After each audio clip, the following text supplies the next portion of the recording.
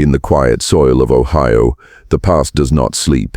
It waits, bound behind stone and silence, and when disturbed, it answers. Welcome back. Before we continue, like, subscribe, share. The year was 1834, and in the township of Caldwell, Ohio, a modest farmhouse rose from the cleared fields with its whitewashed timbers and narrow-paned windows. The structure was unremarkable to passers-by, another homestead carved from frontier land. But the family who raised it, the Whitlocks, carried with them a reputation not easily forgotten. Their patriarch, Dr. Elias Whitlock, had moved westward from Pennsylvania under circumstances few dared discuss aloud. Trained in medicine, practiced in anatomy, he claimed he sought rural quietude for his work. Yet those who lived nearby whispered that his work was precisely the reason his presence in larger towns had grown unwelcome. The farmhouse became the locus of both domestic life and clandestine practice. Journals recovered much later show that Whitlock kept meticulous notes, not of harvests or debts, but of physiology, inheritance, and the preservation of specimen. His neighbors, mostly farmers and tradesmen, noticed a peculiar rhythm to the Whitlock household. Lamps burned in the cellar well past midnight. Crates arrived from riverboats with contents never shown. Children of the family rarely mingled in town. When they did, their pale complexions and awkward gait made them subjects of quiet mockery. In December of that year, Elias's younger brother, Jonathan Whitlock, joined him at the farm. Jonathan, unlike Elias, was not trained in medicine, but his name appears in fragments of correspondence as a helper in all matters requiring strength. Several years later, when the farmhouse was sold to distant cousins after the line thinned, buyers noted that the basement entrance had been sealed, its stairwell filled with stone, the heavy door locked behind masonry. They assumed it to be an odd quirk of inheritance, perhaps dampness, perhaps rot. No one pressed further, but within the Whitlock papers, those scraps that survive, lies suggestion of another reason. A folded sheet from 1836, unsigned but in Elias's hand, records, "The failures must be put away lest inquiry follow. Stone is the only safeguard. Timber yields, lime decays, but stone holds." The sheet was found pressed into the back cover of a medical text on comparative anatomy, its edges browned by damp. Why such deliberate concealment? To reconstruct an answer, one must turn to the accounts preserved by neighbors. A journal from the Fenimore family, whose farm adjoined the Whitlocks, notes that in the spring of 1837, there were strange cries carried on the night air like a child's, but not rightly so. Another entry from that autumn records that Elias walks with lantern at hours no Christian man should keep, and the dogs bark at what they scent beneath his floor. Such remarks, dismissed then as superstition, align eerily with Whitlock's own clinical notes, sketches of malformed bone structures, notations on hereditary weakness of the cranium, and trials of binding the jaw to restrict deformation. By 1841, local rumor turned to hostility. Church records from the township mention a congregational inquiry into the Whitlocks' practices, but before any formal censure could be enacted, the family line dwindled rapidly. Elias himself died suddenly, his death certificate signed in his own hand before his passing, lists apoplexy. Jonathan vanished from record. Only Elias's daughter Clara survived into adulthood, marrying into a Cincinnati household and severing all ties to Caldwell. The farmhouse, neglected and weather-worn, passed into the possession of distant kin. They bricked the cellar in its entirety, leaving no access but the faint outline of the old stairwell behind mortar. And there it remained, sealed in silence for 91 years. When the property was purchased in the 20th century by a man named Howard Ellison, the story reawakened. Ellison intended only to restore the house as a summer dwelling, yet in the course of repairs his workmen struck against the bricked partition, revealing its unnatural thickness. Behind that wall, dust and silence pressed outward, waiting. It is from Ellison's later testimony and the journals discovered during the unsealing that our knowledge deepens. The Whitlocks' bricked cellar was no ordinary storage space. It contained instruments, preserved remains, and records so meticulous they bordered on obsession. These were not the private musings of a rustic doctor. They were case files, experimental logs, anatomical charts annotated with initials that matched names once living in the township. To read them now is to enter a world where medicine and secrecy intertwined, where the language of science cloaked acts no neighbor would forgive. Whitlock's handwriting moves coldly across the page. Subject endured until 4th hour. Respiration shallow. Skeletal anomalies persisted. Record for hereditary transmission noted. Each entry spares nothing, yet confesses little beyond the mechanics of flesh. What happened in that basement was not merely medical study, it was the deliberate manipulation of kin, the blurring of family and experiment, and though stone concealed it for nearly a century, the concealment itself is what preserved it. Every ledger, every sketch, every fragment of bone lay undisturbed until the wall was struck apart. That is where our story begins. The Whitlock cellar, bricked off in 1843, held its silence until 1930. When opened, it gave voice to nearly 100 years of secrets, secrets that speak still, if one is willing to listen. The stone wall was not the beginning of silence, it was the end of voices already fading. The Whitlocks collapsed long before their cellar was sealed. When Elias Whitlock died in 1841, the township reacted with muted relief. His funeral, held on a wet April morning, drew only a handful of neighbors. The coffin was closed before any could glimpse his remains. Clara, then 15, stood pale and unspeaking beside the grave. Jonathan's absence was noted by all but remarked upon by none. Within weeks the Whitlock farmhouse was shuttered, its windows dark, its smoke no longer rising from the chimney. Yet the records suggest that death alone cannot explain the abrupt silence. In the months preceding Elias's apoplexy, entries in his own ledger had grown frantic. His notes, once clinical, began to fracture into contradiction. One reads, "Subject failed, marrow defective, consanguinity deepens impairment." Another, written only days later, declares, "Transmission confirmed, resilient tissue achieved." The same hand records despair and triumph, but the subjects remain unnamed, their identities concealed behind initials. The neighbors' accounts provide a parallel glimpse. From the Fenimore Journal, on the 12th, a sharp cry rang out near dusk, sounded of a child, yet Clara was the only young one in that house. We saw Elias carry a bundle, heavy as a body, into the orchard. Jonathan followed with spade. No burial marker was ever found there, though the soil around the apple trees was noted to sink oddly for years after. By 1842, gossip hardened into conviction. At the Caldwell Church, whispers spread that the Whitlocks were cursed. Parishioners refused the communion cup if Clara's hand had touched it. Women pulled their children from her path. The pastor himself, in one sermon, spoke of unnatural inheritance carried in the bones as in the soul. Though he named no family, all knew his meaning. The pressure mounted. In January of that year, a small committee of townsmen prepared a formal petition to remove Elias from practice, arguing that his experiments threatened the moral and physical safety of this community. But the petition never reached completion. Elias's sudden death halted proceedings, and the matter was quietly dropped. It was then that Jonathan disappeared. His name ceases entirely from Caldwell records after Spring 8. No marriage, no burial, no deed transfer. In the Whitlock ledger, a final mention appears beside a simple line, "Assisted until the last hour, then gone." Scholars debate whether gone implies death, flight, or confinement. Without his body, the truth remains uncertain. Clara alone remained. Letters she later wrote from Cincinnati describe her childhood in fragments, always oblique, always careful. One preserved in the Ellison archive reads, "My father was a man of science, though his work kept him apart. I was told not to enter the cellar. When the door was sealed, I did not object. Silence seemed safer than questions." In another, she remarks that the town did not forgive my blood, though I was only a child. For nearly a century after, the Whitlock name was a hushed memory in Caldwell. The farmhouse passed into the hands of distant kin who refused to dwell there long. Tenants rotated, each reporting small disturbances, the sound of water dripping when pipes were dry, a cold draft near the bricked stairwell, the faint echo of tapping from stone at night. None stayed more than a few seasons. By the late 1800s, the house stood empty, its reputation ripened into folklore. School children dared each other to run past it after sundown. One tale claimed that the Whitlocks had bred monsters in the cellar, and that their bones still scraped the walls. Another said Elias's journals were written not in ink but in the blood of his kin. These stories bore little evidence, yet they kept the farmhouse a place avoided. Only with Howard Ellison's purchase in 1934 did the silence begin to break. Ellison was no believer in superstition. A civil engineer from Columbus, he saw the farmhouse merely as an affordable retreat. But the locals warned him plainly, "Do not disturb the cellar." When he laughed, they grew solemn. One old man is said to have told him, "Stone remembers more than wood. Leave it shut, and you'll rest easy." Ellison did not leave it shut. The mortar was already crumbling. Curiosity gnawed. He directed his men to clear the stairwell, brick by brick. Dust poured into the air, thick as ash, and behind it lay not only the cellar, but the evidence of why it had been sealed. What Ellison found, what he chose to reveal, and what he chose to conceal, reshaped all understanding of the Whitlock legacy. The family's decline was no natural withering. It was engineered, cultivated in darkness, then hidden behind stone, and once uncovered, it demanded reckoning. Bricks fall, and silence breaks. Dust rises, carrying voices once buried, and in the airless dark, truth waits. When Howard Ellison set workmen to breaking open the cellar in July of 1934, he did not anticipate discovery, only inconvenience.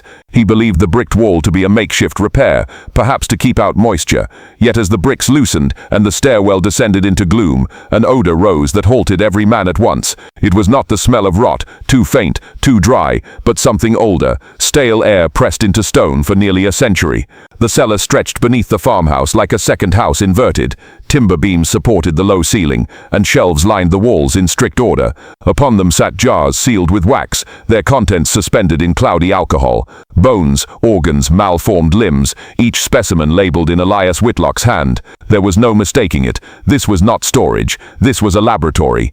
Ellison's initial instinct was to close the place again, to tell no one. But his training as an engineer made him curious, methodical. He catalogued what he saw, sketching the arrangement before his men cleared further. The central table bore a leather-bound volume, its clasp rusted but intact. When opened, the pages revealed diagrams of skeletal deformities, measurements of cranial circumference, and marginalia, linking traits to consanguinity confirmed. The writing was precise, almost scholarly, yet its subject matter made it monstrous. The more Ellison read, the clearer it became that the Whitlock experiments had not been isolated incidents. They had been systematic, spanning years, perhaps decades. He found references to S1, S2, and so forth, always accompanied by notes: failure at third generation, respiration ceased under binding, marrow yielded irregular tissue. Nowhere were full names given, but initials corresponded uncannily with those of families long resident in Caldwell. To Ellison, the implication was unavoidable. Elias had used not only his kin but neighbors as material. In one crate beneath folded cloth, Ellison uncovered a bundle of letters never sent. Clara's handwriting filled them. Some were addressed to a cousin in Pennsylvania, others to a woman in Cincinnati. Their content, though never mailed, spoke of a young girl's terror. "I hear them in the night. Father says they are only patients, but patients do not scream so long." Another reads, "Jonathan told me once that we are marked, that it runs in us like river water." He laughed, but it was not joy. The cellar itself seemed arranged not only for storage but for concealment. False walls hid compartments of instruments, scalpels, clamps, saws. A chest contained scraps of cloth stained brown-black with age, and along the far wall, 3 shallow pits cut into the earth, lined with stone, bore traces of what had once been burials. Bones, fragmented and jumbled, lay within.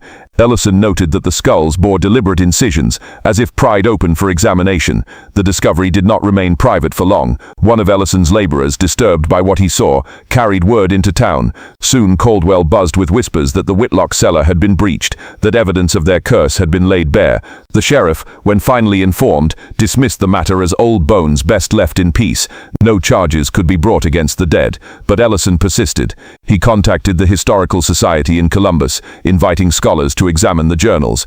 In November 1934, a small team arrived. Among them was Dr. Albert Green, a physician with interest in medical history. His report, preserved in the Society's archive, states, "The Whitlock materials suggest a crude yet deliberate program of hereditary study, conducted outside accepted channels and without ethical consideration. Methods are primitive, records incomplete, but intention is unmistakable. The manipulation of human inheritance by forced consanguinity and observation of defect." The report shocked those who read it. To the townspeople of Caldwell, it confirmed what folklore had long implied, that the Whitlocks had bred deformity into their own line. To scholars, it stood as an eerie precursor to theories of heredity that would only gain traction decades later. The Whitlocks, isolated in their farmhouse, had conducted a grim parody of science years before genetics became formalized. What makes the discovery more chilling is its preservation. Had the cellar not been bricked, its contents would have rotted, scattered, or burned in time. Instead, the wall ensured their survival intact. Every jar, every page, every bone waited, suspended in darkness, until Ellison's hand broke the seal. Concealment became conservation. The Whitlocks, who sought to bury their shame, had accidentally enshrined it. From that winter onward, the farmhouse was no longer viewed merely as abandoned property. It was a site of unease, half museum, half tomb. Visitors came in secret to peer at what remained. Some claimed to have seen faint impressions in the dust, as though something had shifted after so many years of stillness. Others insisted that the cellar grew colder when entered, the air heavy, oppressive, unlike any natural draft.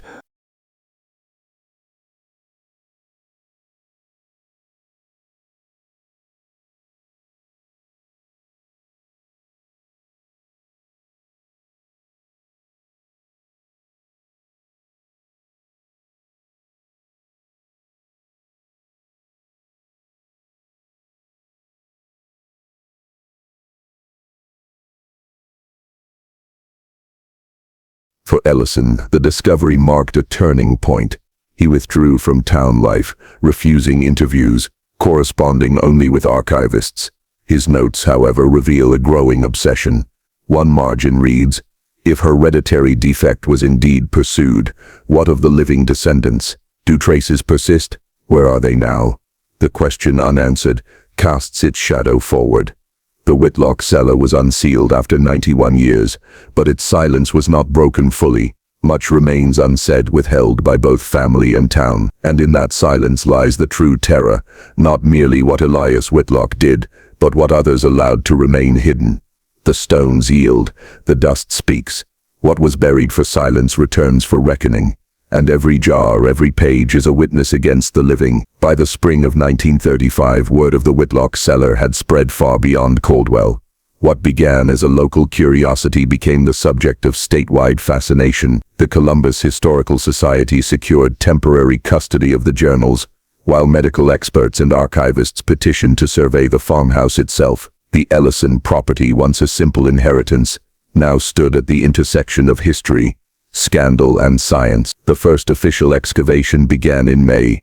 Photographs from that season show scholars in suits and hats, crouching with notebooks beside shelves of glass jars clouded with residue. They handled the objects as one might sacred relics, gloved hands lifting corroded scalpels, tweezers, clamps. Some jars still contained fragments suspended in yellowing liquid, a hand with 6 fingers, a malformed skull, an infant spine bent at impossible angles. Others held nothing but sediment and a faint ring marking where something had dissolved into air long before. The journals themselves proved more damning with every page. One volume dated 1826 contains an entry. Specimen A survived only 3 hours after binding. Deformity extreme. Prognosis inadequate for further propagation. Another from 1829 describes pairing of cousins under directive, followed by diagrams of offspring marked with signs of mental deficiency and limb irregularity. The coldness of the language disturbed even seasoned physicians. These were not mere notes. They were the meticulous catalogue of a program in which human life was reduced to variable and outcome.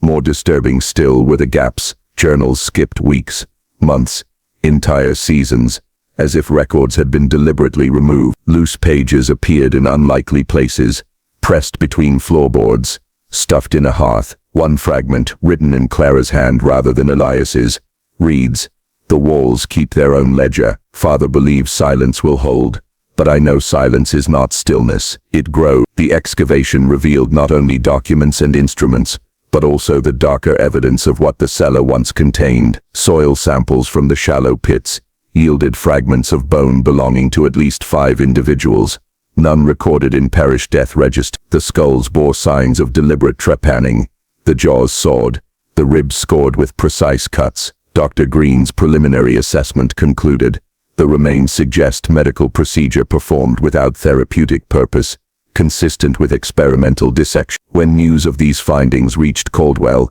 reactions divided the town. Some residents, descendants of families long intermarried with the Whitlocks, feared exposure. They worried that genealogical tracing might attach the taint of experiment to their own name. Others insisted the past be brought into light, no matter the shame. At town meetings, arguments flared. Was it better to protect the living from disgrace, or to honor the dead with truth? The authorities, meanwhile, struggled with jurisdiction. No crime could be prosecuted. The perpetrators had long since joined the soil, yet the cellar's contents demanded classification. Were they historical artifacts, medical contraband, or evidence of atrocity? The ambiguity unsettled everyone. Sheriff Daniels, in a statement to the local paper, said, "What's found is too old for law but too grim for history. I would just as soon see it sealed again." But sealing was no longer possible. The wall had been breached, and with it, the illusion of safety. Scholars pressed forward, determined to preserve what they now called the Whitlock Archive. They catalogued every object, sketching diagrams of the cellar, mapping its compartments. They found, hidden behind a false panel, a narrow passage leading to a crawl space. There in dust and darkness lay the remnants of a child's toys, a doll with a porcelain head, cracked in 2, wooden blocks scorched at the edges. Tucked beside them was a slip of paper. "Do not let them take me." The handwriting matched Clara's. For some, the find confirmed that Clara herself had been both participant and prisoner in the Whitlock program. Her letters already hinted at fear, but the crawl space suggested concealment, even attempted escape. Whether she survived beyond those notes remains uncertain. Her name vanishes from records after 1830, and no grave in Caldwell bears her stone. The excavation also uncovered evidence of deliberate concealment by others in the community. Court documents from 1832, unearthed in the county archive, show alterations in handwriting across death certificates, erasures, overwrites, initials changed. Parish records listed entire families lost to fever.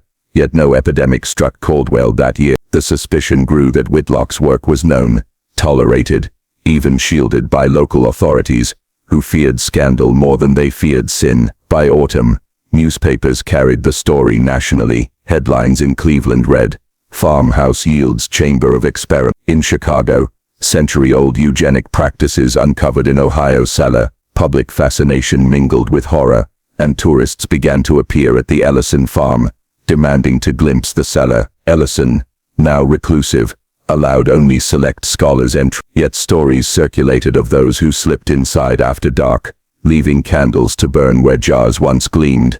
Accounts from those trespassers grew increasingly strange. One boy swore he heard whispers in the stone, voices calling by name. Another claimed the jars rattled when no one touched them, their cloudy contents shifting as if disturbed. Rational minds dismissed such tales as hysteria born of suggestion, yet the cellar's reputation deepened into legend. Children dared each other to press their ears to its door.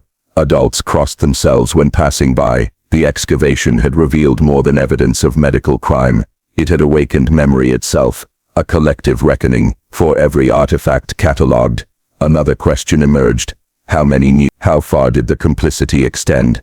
And most unsettling of all, had the Whitlocks truly ended with Elias, or had his program seeded further into bloodlines scattered through the town? Green, in his final 1935 report, concluded, "The Whitlock case stands as one of the most systematic abuses of medical authority in the American frontier period. Its concealment for nearly a century demonstrates not merely the isolation of one family, but the collusion of an entire community invested in silence. Silence that was the word repeated again and again. Not ignorance, not forgetful. Silence chosen, cultivated, preserved, like the very specimens in Elias's jars. The Whitlocks had bricked their cellar, but Caldwell had bricked its conscience. Both walls crumbled together, and so the cellar remained open, preserved yet dangerous, a wound in the earth that refused to heal. Its jars, its journals, its bones, all reminders that horror does not vanish with death. It waits, pressed into stone, until the living are forced to unseal it.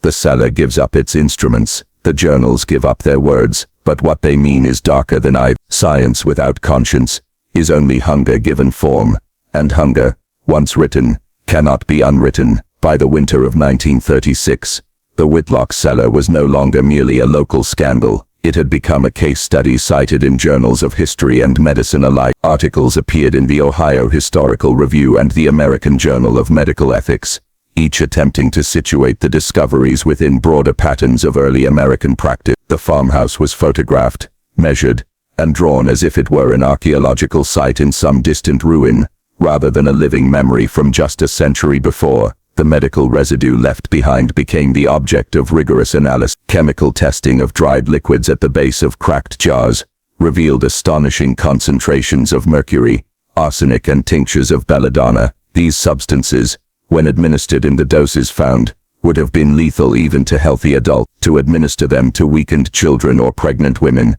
as Elias Whitlock's notes suggested, was not negligence, but design. His journal from June 1828 records, "Subject failed to endure the tincture, collapse within the hour, extraction successful." Extraction of what remained unclear, though the drawings in the margin, an enlarged liver, a malformed skull, hint at his purposes. The surgical instruments, corroded though they were, told their own story. Saw edges dulled by repeated use, clamps bent at unnatural angles, knives ground thin by sharpening. One scalpel bore traces of bone dust within the hinge of its handle. Another was marked by faint scoring, as if from repeated contact with teeth. Each piece was catalogued, photographed, and sealed, yet the cumulative effect was suffocating. It was not the presence of one instrument or one jar, but the vast quantity, the sheer industry of it, that proved Whitlock's enterprise was systematic rather than incidental. And yet, as disturbing as the instruments and chemicals were, the journals remained the most devastating. They were not the frenzied scrawls of a madman, but the calm, careful record of a man convinced of his own rationality. His handwriting never wavered, even when describing acts that could only be called murder. On September 14, 1829, he wrote, "Specimen expired during procedure, family informed of fever, payment secured, recommend further trials with cousin-line pair." The language stripped humanity from those who suffered. Patients became specimens, mothers became wombs, children became issues. What unsettled scholars most was how seamlessly the language of family merged with the language of experiment. Elias Whitlock was not merely observing random patients. He was directing unions within his own kin, recording outcomes, and discarding failures. In one margin, beside a crude genealogy, Clara's name appears, circled twice. When this became known, debate erupted in both academic and public circles. Had Clara been collaborator or captive? The evidence remained ambiguous. Some notes hinted at her assistance in maintaining records. Others, like her hidden scraps, suggested horror and resist. The uncertainty became a point of fascination, fueling arguments in newspapers and lecture halls. Was she complicit, or was she another victim swallowed by her father's obsessions? The broader implications disturbed medical historians. The Whitlock cellar was not in fact unique. Reports began to surface of other frontier doctors in Ohio, Pennsylvania, and Kentucky, whose death rates during the cholera years far exceeded local averages. In some cases, journals hinted at experiments with tinctures, unconventional treatments, or post-mortem studies unrecorded. Nothing so extensive as Whitlock's archive had yet emerged, but patterns suggested a grim possibility that such abuses had been more widespread than anyone wished to admit. The professional journals of the 1930s, reflecting on these findings, coined phrases that still haunt the literature: therapeutic homicide, systematic malpractice, eugenic manipulation by kinship directive. Scholars argued over whether Whitlock represented an aberration or a symptom of a deeper sickness within early medical culture. One chilling essay, published in 1937, concluded, "The Whitlock cellar demonstrates that frontier isolation, combined with unchecked authority, created conditions wherein atrocity could flourish behind a veil of respectability. We must assume there were other." Local reaction remained fraught. Families whose ancestors had been treated by Whitlock resisted genealogical investigations. Some refused to speak to researchers. Others quietly altered family Bibles, tearing out pages or erasing names. The fear was not only of shame, but of inheritance. If Whitlock's program aimed to manipulate bloodlines, then the descendants themselves became unwilling participants in his legacy. Whispers began in Caldwell that the blood still carries it. Children with congenital defects were pointed to, with murmurs. Whitlock's even healthy families found themselves stigmatized by association. The farmhouse itself became both shrine and wound. Scholars requested that it be preserved. Neighbors demanded its demolition. The Ellison family, overwhelmed, considered selling the property to the In 1938, after prolonged debate, it was declared a site of historical significance, ensuring its cellar would be preserved for study rather than erased. But this preservation came at a cost. The cellar, though bricked and shuttered, remained a physical presence in the town, an unhealed scar that drew attention from journalists, folklorists, and the morbidly curious. Accounts from those who worked in the cellar during these years describe an atmosphere difficult to rationalize. Dr. Green himself admitted, in a private letter, "The air carries an odor I cannot dispel, not merely mildew, but something older, something like a whisper pressed into the stone." Assistants reported feeling watched, even when alone. Several fainted during cataloging, overcome by nausea or sudden dizziness. Rational explanations, mold spores, poor ventilation, were offered, yet the persistence of these accounts only deepened the cellar's aura of dread. By 1940, the Whitlock case had transformed from isolated scandal into a mirror held up to American medical history. Conferences devoted entire panels to it. University lectures used it as cautionary tale. And in Caldwell itself, the cellar became a site of uneasy pilgrimage, where visitors confronted not only the darkness of one family, but the silence of a whole community. Through it all, one truth remained unavoidable. Whitlock's crimes were not concealed by cleverness alone, they were buried by consent. The wall of limestone was not his work alone, but the work of neighbors, elders, pastors and officials, who preferred brick to truth. And though nearly a century had passed before that wall crumbled, its collapse revealed not only instruments and bones, but the terrible endurance of silence. Blood remembers, it does not forget what stone walls conceal, and when the wall crumbles, lineage itself becomes evident. The genealogical question became impossible to ignore. If Elias Whitlock had guided unions among his kin, if he had selected marriages and monitored offspring as his journals claimed, then blood itself became part of the record. Researchers began tracing lines through county marriage books, probate files and graveyard registers. Patterns emerged that sent chills through those who studied them. Repeated cousin marriages sanctioned by church elders, unusually high instances of infant mortality within certain branches, and names resurfacing generation after generation with eerie precision, as if designed rather than accidental. The revelations extended beyond the Whitlocks themselves. Several neighboring families once considered pillars of respectability were found to have intermarried under Whitlock's direction. His notes referred to them by initials, but cross-referencing with census data made identities clear. One passage, dated 1831, described a union between the J line and the W line, anticipated correction of cranial narrowing. Scholars identified the J line as the Jarvis family, the W as Whitlock's own cousins. A surviving Jarvis descendant, when informed, reportedly replied, "We always knew something was wrong. Children never lived long, but no one would speak it." The implications extended into living memory.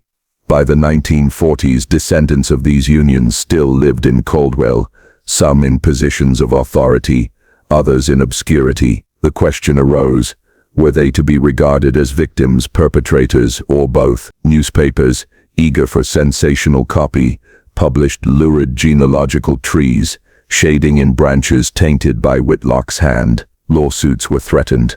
Marriages were broken off when young couples discovered shared ancestry. The community, once complicit in burying the seller, now turned upon itself. Nationally, the case fed into broader debates about eugenics, heredity, and the dangers of scientific hubris. The horrors of Nazi medical experiments, emerging in wartime reports, made Whitlock's cellar appear less like a grotesque anomaly and more like a foreshadowing. Academics drew parallels, pointing out that Whitlock's records predated European fascist experiments by nearly a century. In a chilling address at Columbia University in 1942, a historian remarked, "We must recognize that the seeds of atrocity were not imported from abroad. They were cultivated here in our own soil, by men whose names we still speak in church pews." The Ellisons, meanwhile, found their lives consumed. Their farmhouse became a site of pilgrimage for journalists, scholars and curious travelers. Tour buses arrived on weekends. Souvenir hunters chipped at the foundation, stealing fragments of stone from the cellar wall. The family attempted to close the property to visitors, but preservation laws made this nearly impossible. A bitter irony settled over them. They had purchased a home, but inherited a museum of horror. Government officials grew concerned about the cellar's security. The instruments, journals, and chemical residues were transferred to a controlled facility in Columbus for study. Yet the house itself remained, with its bricked passage and its haunted reputation. Local children dared each other to touch the cellar door at night. Farmers spoke of livestock refusing to graze near the foundation. A traveling preacher declared the site cursed, warning that the ground itself cries out. But the more pressing danger was not supernatural, it was hereditary. In 1943, a medical researcher published a paper suggesting that certain congenital conditions present in Caldwell families could be traced directly to Whitlock's program of enforced unions. His argument was speculative, but persuasive. Photographs of children with cranial deformities, compared side by side with Whitlock's drawings, seemed to confirm continuity. The community's outrage was immediate. Some demanded retraction, others quietly withdrew children from school to avoid scrutiny. But the idea could not be erased. Whitlock's experiments had not ended with his death. They lived on, in bone and blood. This raised troubling ethical questions. Should descendants be informed? Should they be studied? The line between protection and exploitation blurred. One letter, preserved in the state archives, captures the anguish. We cannot bear to think of ourselves as his creation, and yet every mirror reminds us. Meanwhile, scholars continued to unearth contradictions within the record. Clara's role grew ever more mysterious. Some of her scraps suggested she resisted, warning future generations. Others, discovered later, bore signs of careful record-keeping in her hand, as though she had at times assisted her father. One fragment, dated 1834, read, "He insists the line must continue. I cannot refuse, yet I cannot forgive." The ambiguity drove endless debate. Was she co-author or captive, accomplice or prisoner? As the war years advanced, Caldwell's scandal faded from national headlines, eclipsed by global catastrophe. Yet in academic circles, the Whitlock cellar remained a touchstone. It embodied the convergence of three forces: medical ambition, familial control, and communal silence. It showed that atrocity required not only a perpetrator, but an environment willing to tolerate him. In 1946, after the war, the farmhouse was again inspected. The bricked wall showed signs of moisture seepage. Engineers warned of collapse if not reinforced. The state faced a dilemma: preserve the wall as artifact, or open the cellar fully for study. In the end, compromise was reached. The wall was buttressed, but one narrow aperture was left, sealed by glass through which visitors could peer into the darkness beyond. Reports from those who stood at that window described not only seeing stone and shadow, but feeling the weight of history pressing outward, as though the cellar were not content to remain silent. The genealogical question lingered. Each year brought new whispers of illness, madness, or deformity in Caldwell families. Each rumor revived suspicion. Whitlock's mark, even those with no blood relation, felt the contagion of association. Businesses closed, marriages faltered, and families relocated to escape the shadow. Yet no one could escape entirely. The cellar remained, and with it the truth. The line had not ended. It walked among them still. The body was not enough. He carved the flesh, but he also carved the spirit. To Elias Whitlock, thought itself was tissue, malleable, corruptible, and breakable. The cellar was not only surgical theater, it was asylum. By the late 1940s, scholarship on the Whitlock case shifted focus. The journals had already been scoured for anatomical data and genealogical intent. Now psychologists began to read them for signs of mental theory. What emerged was perhaps more disturbing than the surgical notes: evidence that Whitlock regarded consciousness as material to be cut, shaped, and harvested, no less than bone or blood. Several entries from 1832-1834 revealed a fixation on mental compliance. Whitlock wrote of subject docility, as if it were a measurable substance. He recorded methods for inducing silence, obedience, and forgetting. The scraps attributed to Clara hinted that these methods included prolonged isolation, sensory deprivation, and tinctures that dulled memory. In one note, Whitlock described, "Prolonged darkness produces compliance. 10 hours yields pliancy. 20 hours despair, useful for extraction of true thought." The phrase "extraction of true thought" became a point of contention among scholars. Did he believe ideas could be distilled like fluids, or was this metaphor masking psychological torment? Evidence suggests Whitlock constructed chambers within the cellar not only for surgery, but for confinement. Architectural surveys in 1948 identified niches in the limestone walls, sealed over, but distinct from structural supports. Measurements suggested they were large enough to contain a person upright. Marks on the interior stone, fingernail scratches, shallow gouges, indicated they had been used for precisely that. The cellar, once thought merely a surgical space, revealed itself as hybrid, half laboratory, half oblivion. The human consequences of this became clear in oral testimonies gathered from descendants. Several families reported ancestral stories of relatives who lost their wits after time in Whitlock's care. One woman recalled her grandmother describing nights spent behind the stone where no light came. Another recounted a tale of a boy returned from Whitlock's house, unable to speak above a whisper for the rest of his life. These accounts, once dismissed as folklore, acquired new weight in light of the physical evidence. Medical historians revisiting the journals noted Whitlock's obsession with silence. Again and again he referred to quieting as both procedure and out-quieting successful. One note read beside a diagram of a brain, "Quieting failed." Another marked with a cross. Some interpreted this as chemical sedation.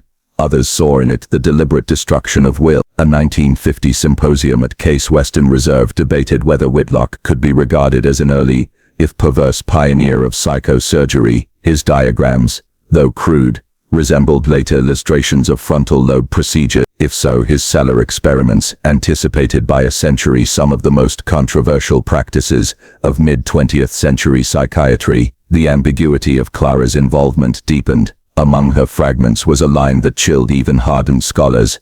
"He makes them forget. And I must remind," was she recording testimony, preserving memories erased by her father, or was she reinscribing his will, ensuring the cycle continued? No definitive answer emerged, only the unsettling awareness that memory itself had been at stake in the cell. The psychological dimension altered the way the community regarded its legacy. It was no longer only a question of birth defects or hereditary deformities.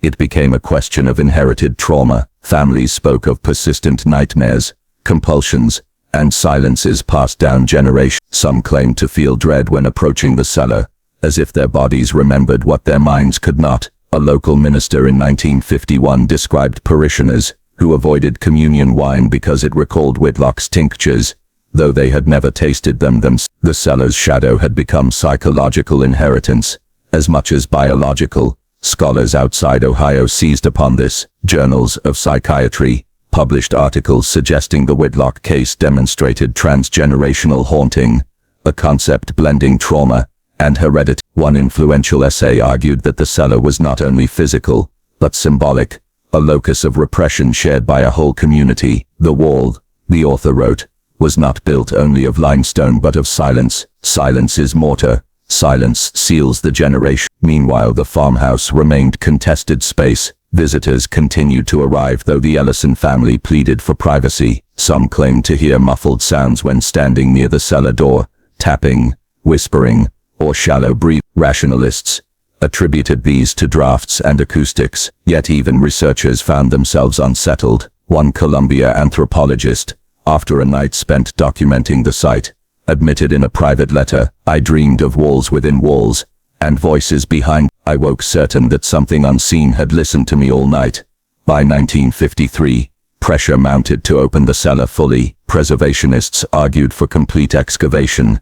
The Ellisons resisted, fearing collapse and further intrusion. The state vacillated, aware that each decision carried weight beyond mere architecture. To open the cellar risked unsealing memories best left contained. To leave it bricked risked accusations of concealment, repeating the very silence that had allowed Whitlock's atrocities to fester. The debate mirrored the psychological dilemma itself, whether to exhume what is buried, or to let the dead remain untroubled. Scholars pointed out that Whitlock's victims had been denied voice, and that to keep the cellar sealed was to perpetuate that erasure. Yet descendants argued that to pry open the wall was to wound the living anew. In 1954, compromise again prevailed. The aperture left in the wall was widened slightly, enough for researchers to lower instruments and cameras. What they recorded confirmed earlier suspicions.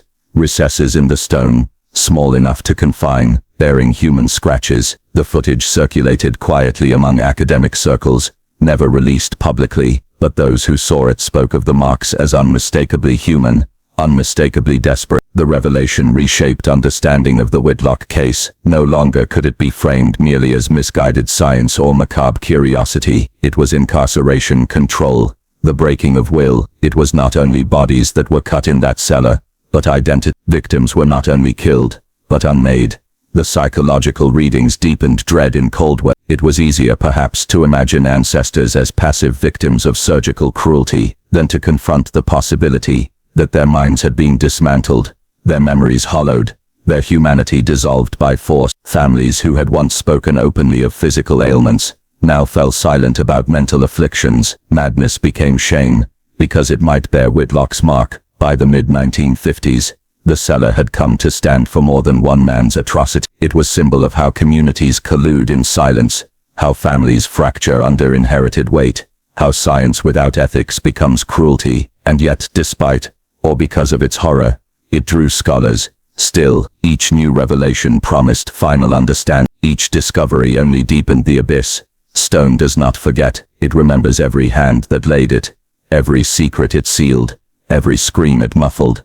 When the wall broke, memory poured out, not as dust but as judgment. The pressure to confront the cellar directly reached its breaking point in the late 1950s. Scholars, journalists, and descendants of the Whitlock victims argued that partial measures no longer sufficed. To leave the wall intact, even with a narrow aperture, was to maintain the silence that Whitlock himself had engineered. The phrase, "Let the dead speak," began to circulate in Caldwell, carried in newspaper headlines, and whispered at kitchen tables. The Ellison family, still the farmhouse owners, resisted fiercely. For them, the cellar was not abstract history, but the physical heart of their home. They lived above it, slept above it. What lay beyond was worse than even the grim speculations.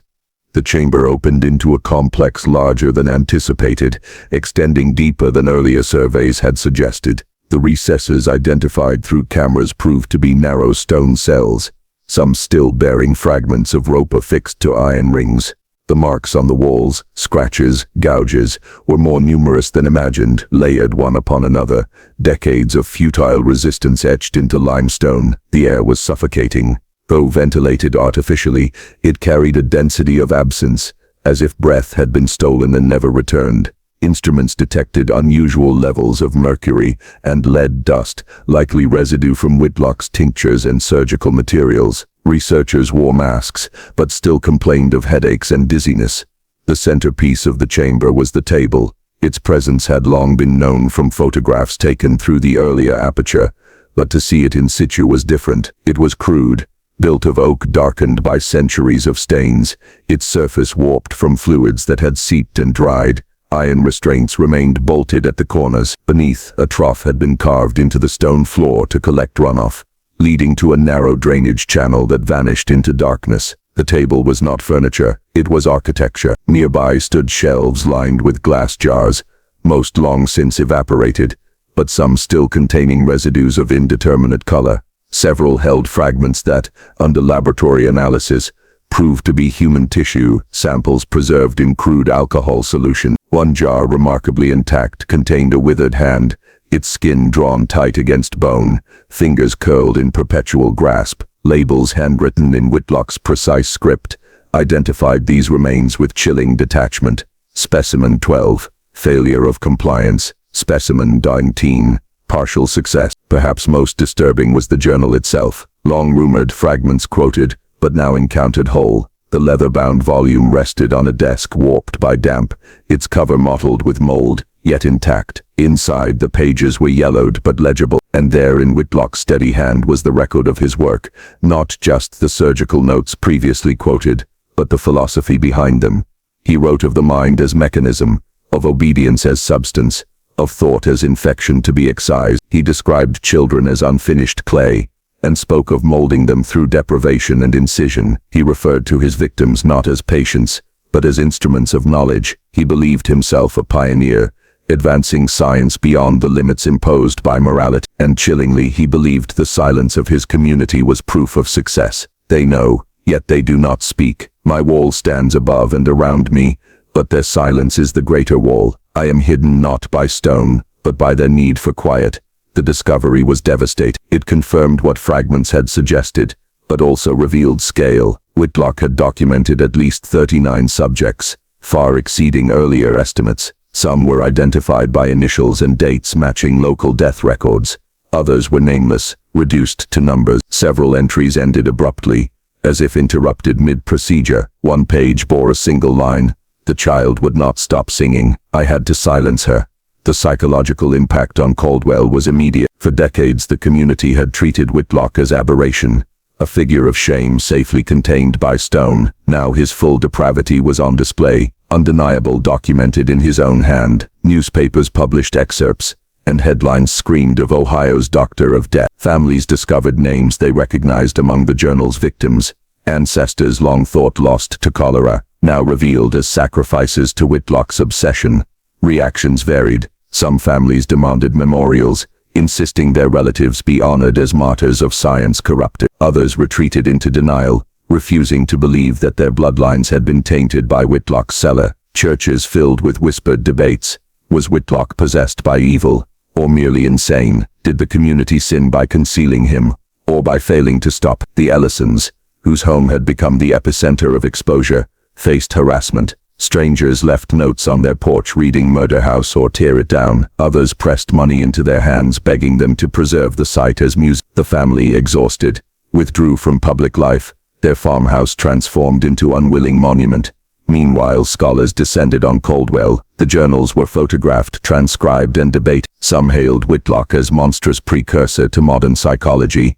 Others denounced any comparison as obscenity. Ethical debates flared. Should his writings be studied as science, or locked away as crime? Was knowledge itself tainted by its origin? The cellar, once sealed by stone, was now sealed by controversy. To step inside was to confront not only Whitlock but the community's complicity. The scratches on the walls, the withered specimens, the calm handwriting, they formed a chorus of accusation, not only against the man who carved flesh and silence, but against those who allowed him to continue. By 1960, Caldwell was no longer the same town. Its identity had shifted. The farmhouse was no longer just a place on the edge of town. It was symbol wound.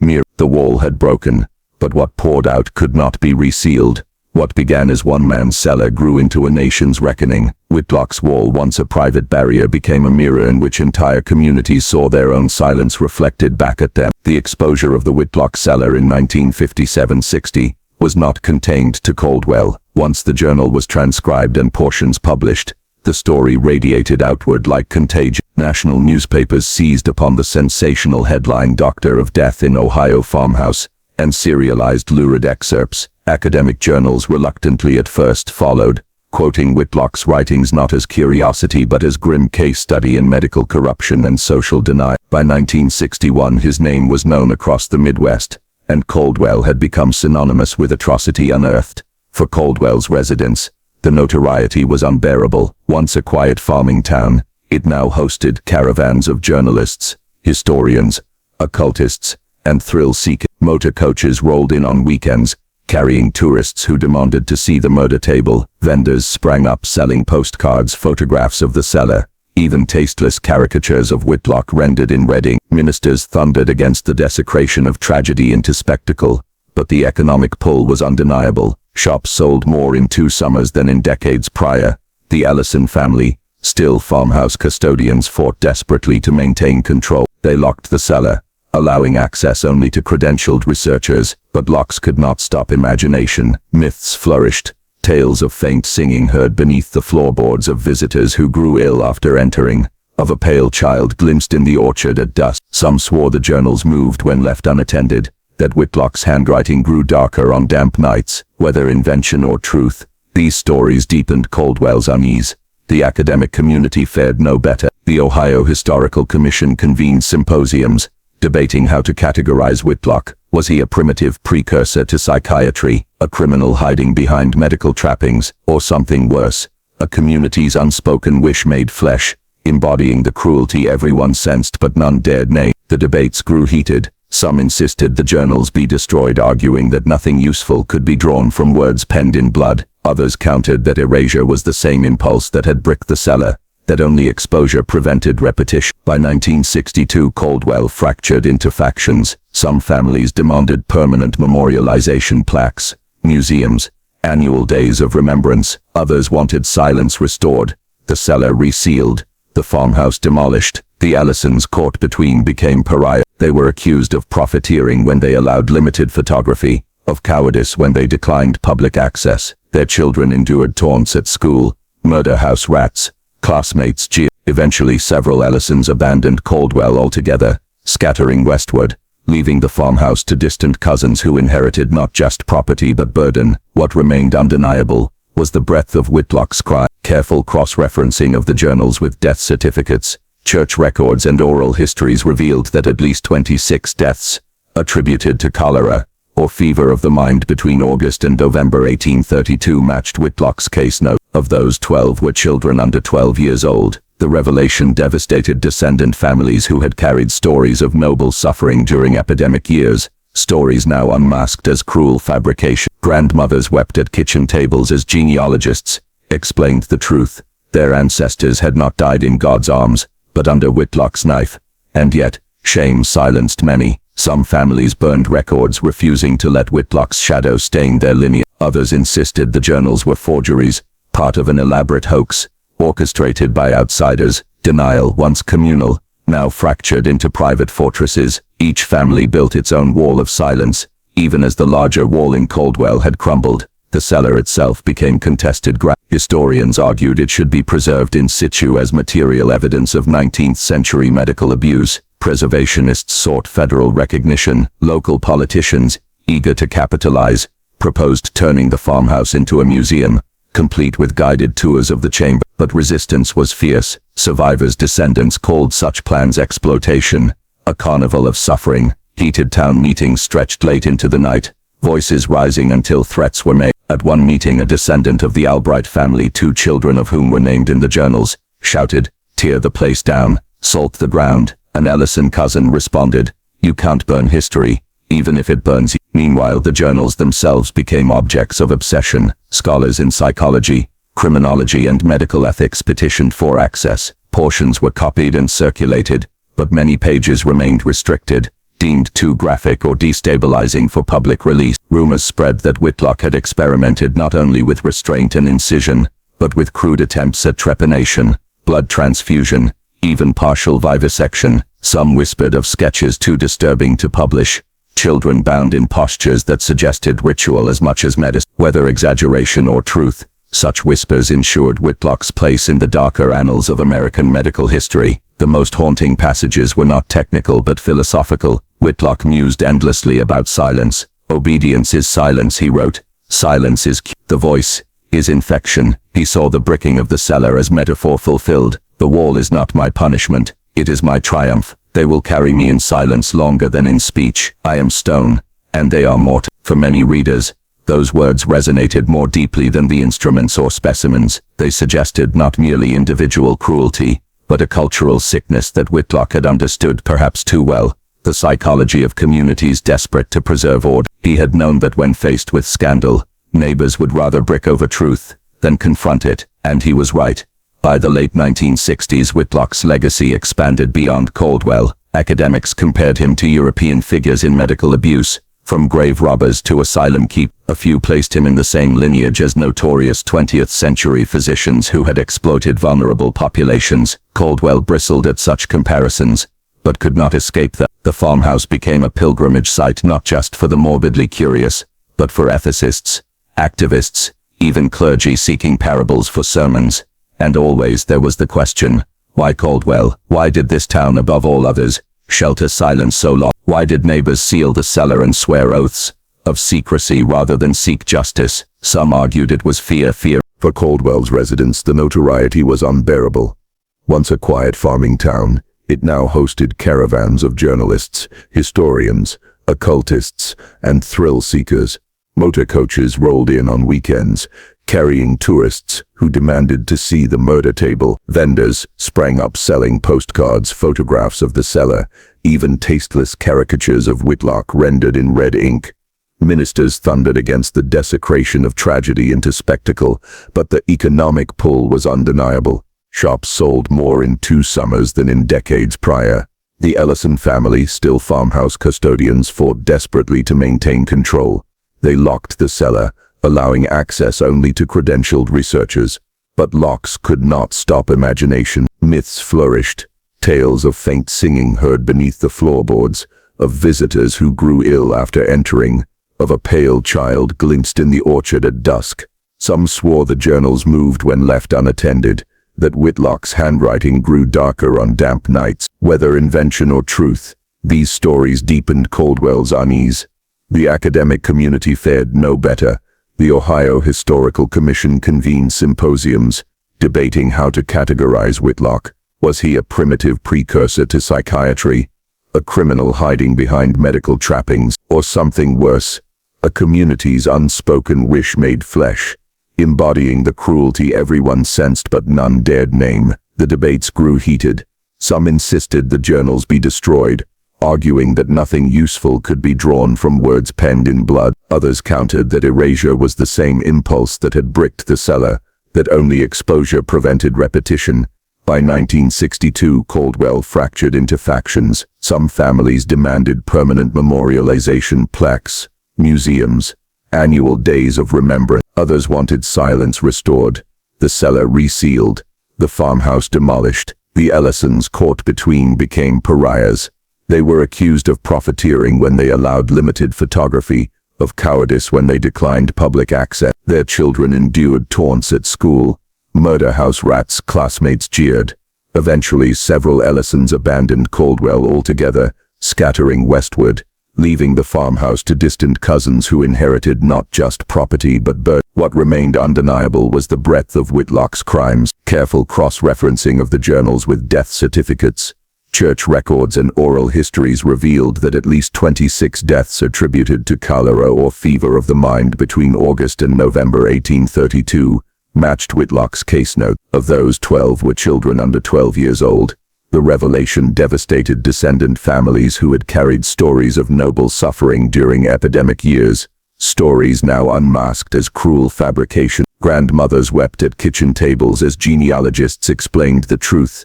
Their ancestors had not died in God's arms, but under Whitlock's knife, and yet shame silenced many. Some families burned records, refusing to let Whitlock's shadow stain their lineage. Others insisted the journals were forgeries, part of an elaborate hoax orchestrated by outsiders.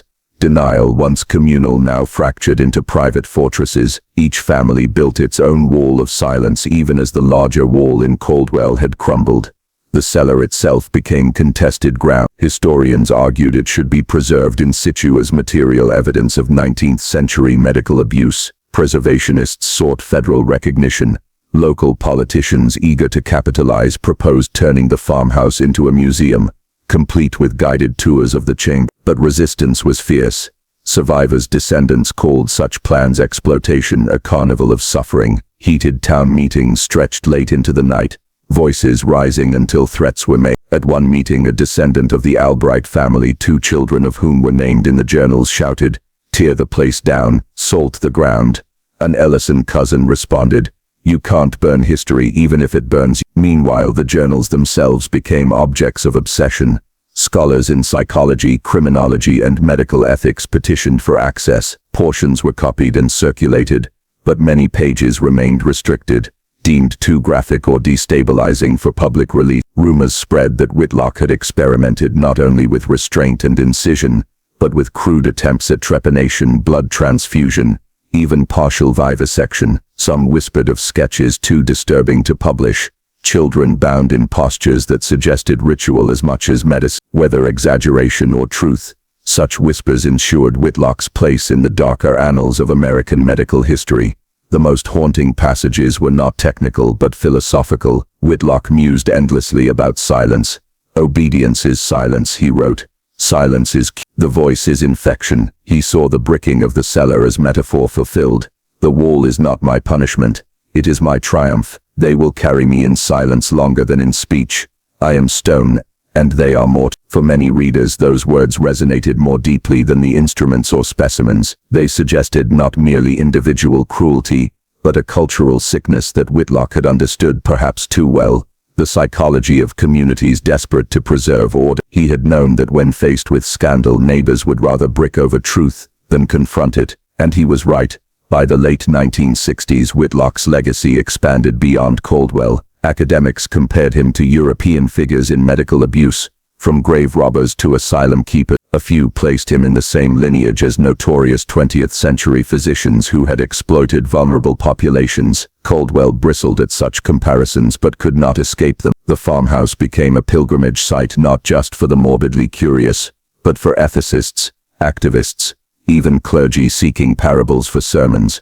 And always there was the question, why Caldwell? Why did this town above all others shelter silence so long? Why did neighbors seal the cellar and swear oaths of secrecy rather than seek justice? Some argued it was fear of scandal, fear of collapse in a fragile frontier settlement. Others said it was complicity, that Whitlock provided not only cruelty but a kind of dark service, removing the unmanageable, the diseased, the inconvenient. The truth was never settled, and perhaps cannot be. What did settle was unease.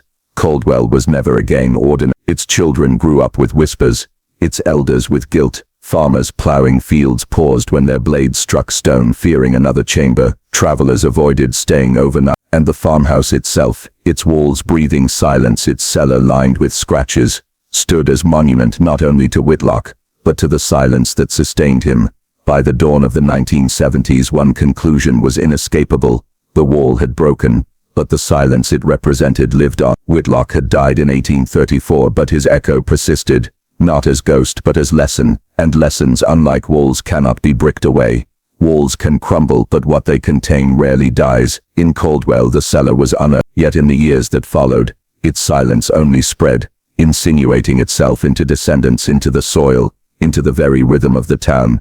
By the early 1970s, Caldwell bore the weight of a century and a half of secrets finally brought to light. The farmhouse, once a common landmark on the edge of town, had become something stranger, part archive, part shrine, part wound that refused to close. The debates of the 1960s had yielded no consensus, only exhaustion. By 1973 the state intervened, sealing the chamber under preservation order. No tours were allowed, no photographs without authorization. The cellar's bricks were left partially intact, the gap left open, a wound preserved rather than healed. The Ellison family, weary of accusations and constant scrutiny, sold the farmhouse to the Historical Commission for a fraction of its worth. They moved 3 counties west, seeking anonymity, but escape was illusion. Their surname had fused with Whitlock's in the public imagination, as though complicity ran in their veins. Letters followed them, threats, pleas, even offers of money in exchange for fragments of Whitlock's journals. Children in their new schools were taunted still. Basement keep. No relocation could dissolve inheritance. Caldwell itself hardened. Families whose ancestors were named in the journals ceased speaking of the matter entirely. Entire genealogies were rewritten. Birth and death dates quietly altered in church ledgers. Graves were left unmarked, or else stones toppled accidentally by groundskeepers. Silence had once sealed a chamber, now it sealed memory itself. But this new silence was brittle, fragile. Beneath it, unease hummed like current through hidden wires. The farmhouse meanwhile stood empty. Its windows collected dust, its shutters sagged, vines crawled up its brick face as though nature wished to reclaim what men had failed to erase. The land grew strangely infertile, crops planted nearby withered inexplicably, and farmers complained of livestock refusing to graze near its fence. Whether true or superstition, the farmhouse gathered a reputation. Cursed ground, teenagers dared each other to approach, scratching their names on the doorframe before fleeing into the fields. A few broke in and descended to the cellar. Some emerged shaken, pale, unable to explain what they had seen. One boy in 1978 claimed he had heard scratching from inside the walls, scratching that grew louder the closer he pressed his ear. Scholars continued their work. Throughout the 1980s, a wave of publications re-examined Whitlock, not as aberration but as warning. He was compared to other physicians who had crossed ethical boundaries. His cellar studied as emblem of systemic failures, medical, communal, moral. The phrase Whitlock's silence entered academic lexicon, denoting the collective refusal to confront atrocity until too late. Conferences debated it, dissertations cited, but outside lecture halls Caldwell's residents winced whenever the name arose, as though each utterance drove the nail deeper.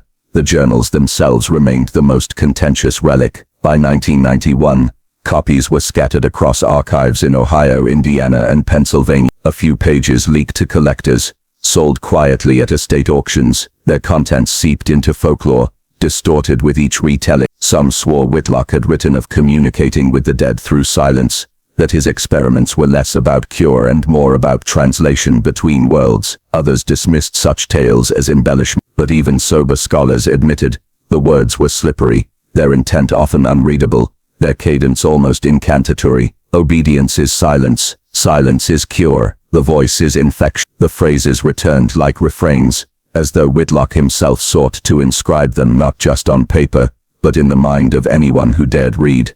By the turn of the millennium, the farmhouse stood as relic, unvisited save by caretakers and occasional research. Local children avoided it instinctively, their parents forbidding them to wander near. Yet in the town's collective psyche, the farmhouse loomed larger than ever. Symbol, wound, curse. Caldwell remained small, but its history outgrew it, casting shadow far beyond Ohio's border. In 2006, during restoration work, a minor collapse occurred. A section of the cellar's inner wall crumbled, revealing a cavity no one had suspected. Inside lay 3 jars sealed with wax, within each a small object, a child's shoe, a lock of hair, and what appeared to be a page torn from scripture, blackened as if singed by flame. Analysis confirmed the handwriting belonged to Whitlock. The text was fragmentary, but one phrase remained legible: "The wall remembered." The discovery reignited debates. Had Whitlock buried keepsakes as trophies, or as twisted memorials? Were they hidden intentionally to outlast even the journals? Some called for resealing the cavity immediately,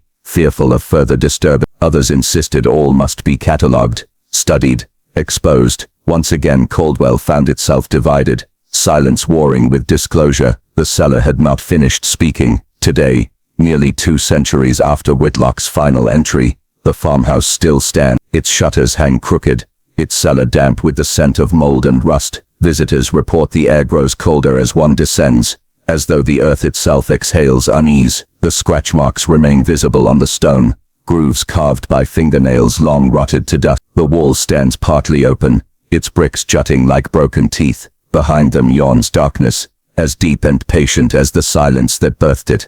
What lesson Caldwell has drawn remains uncertain. Some speak of vigilance, of ensuring such silence never falls again. Others, weary of attention, insists the past must stay buried, that too much unearthing corrodes the living. Between those poles the farmhouse endures, mute arbiter of a wound no one wishes to touch, yet none can fully forget. And so the question lingers, not only in Caldwell, but wherever silence is chosen over truth. What walls have we yet to unseal? How many basements, cellars, and archives conceal their own Whitlocks, hidden by communities too fearful to speak? The past may be bricked over, but bricks crumble, mortar loosens, and silence never holds forever.